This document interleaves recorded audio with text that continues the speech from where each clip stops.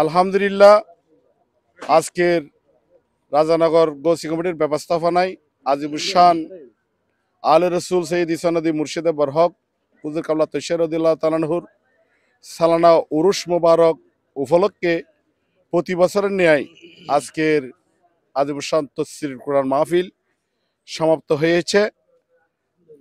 তো আল্লাহর দরবারে আমরা শুকরিয়া আদায় করতেছি এবং সাথে সাথে আমাদের হযরত কেরামের শুকরিয়া আদায় করতেছি এবং সবার প্রতি এই দোয়া কামনা করতেছি যাতে এই রাজানগরের মাটিতে এই প্রতি বছরের ন্যায় প্রত্যেক বছর এই তফসির কোরআন মাহফিল যাতে জারি সারি থাকে এবং আজকের আমাদের ভাইয়েরা আহ্বায়ক শাহেদুল আলম তালুকদার, সচিব মাস্টার রফিক এবং স্বেচ্ছাসেবক প্রধান আইব ভাই, সর্বস্তরের আহ্বায়ক কমিটি, স্বেচ্ছাসেবক কমিটি, সর্বস্তরের ফির ভাই আত্মিক, মানসিক, শারীরিক যে খেদমত করেছে এটা আমরা আল্লাহর দরবারে শুকরিয়া আদায় করতেছি এবং সাথে সাথে দেশ এবং বিদেশে আমাদের পীর ভাইয়েরা, সুন্নি ভাইয়েরা যারা আজকের মাহফিল উপভোগ করেছেন তা আপনাদেরও আমরা শুকরিয়া আদায় করতেছি এবং দোয়া করবেন যাতে প্রতি বছর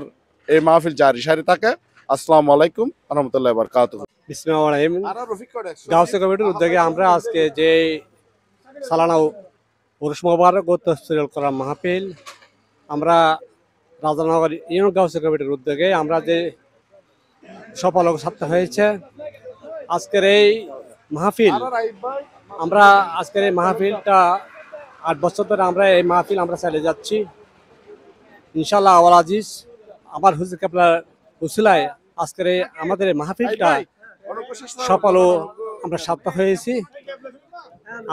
আমাদের মাহফিল যেন আজীবন জারি থাকার মতো এটা আমরা চেষ্টা করে যাব। আমি আমার আর কিছু বলতে চাই না, আমি আমার বক্তব্য এখানে আপনার ইতি টানলাম। আসসালামু আলাইকুম ওয়া রাহমাতুল্লাহ। আলহামদুলিল্লাহ, সালাম আলাইকুম।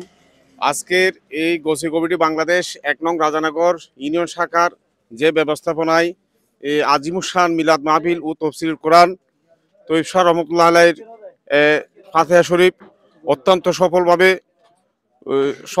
সফল হয়েছে।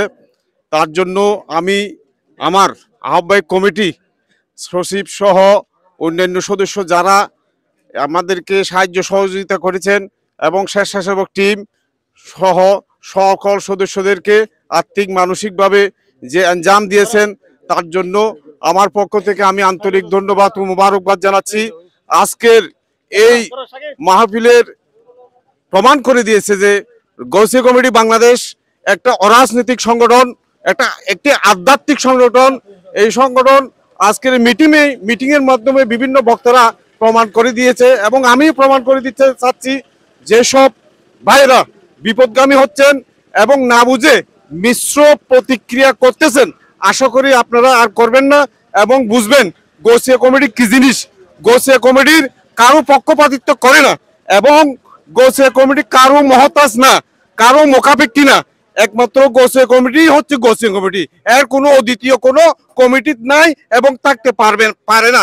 বাংলাদেশ এবং বিশ্বের মধ্যে একটা মানবতার সংগঠন এবং সেবামূলক সংগঠনের মধ্যে এটা মাইলফলক, বিশ্বের মধ্যে এক মাইলফলক হিসেবে পরিণত হয়েছে এবং পরিশেষ আমি সবার দোয়া কামনা করে এবং সবার শারীরিক মানসিক সুস্বাস্থ্য কামনা করে বিদায় নিচ্ছি। আসসালামু আলাইকুম।